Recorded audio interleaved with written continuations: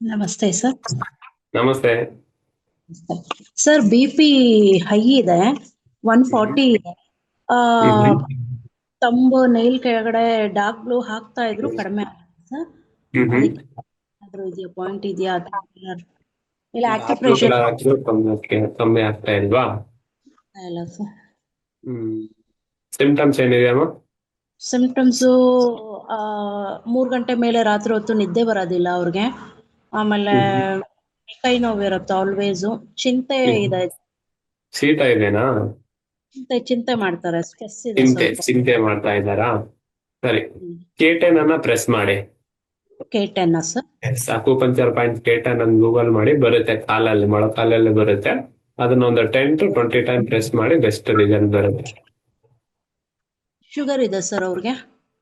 Sugar ಇದ್ರೆ ಒಂದೇ ಸಲ ಮಾಡಿ, ಇವೆರಡು ಮೂರು ಸಿಂಪ್ಟಮ್ಸ್ ವಾಸಿ ಆಗುತ್ತೆ. ಅದಾದ ನಂತರ ಶುಗರ್ ಅನ್ನು ನೋಡೋಣ. Okay sir, thank you sir. Okay, thank you.